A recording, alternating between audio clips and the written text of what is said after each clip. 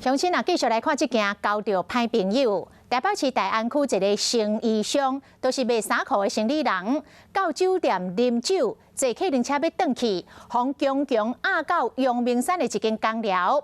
这个压人的嫌犯甲讲，有人开钱要爱你的命，伊就青惊，赶紧打电话给一个姓吴的朋友来发救人。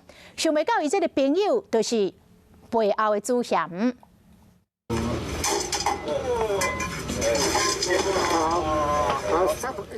警方接到通报，来到公寮弄破门，发现代志有曲折，展开着调查。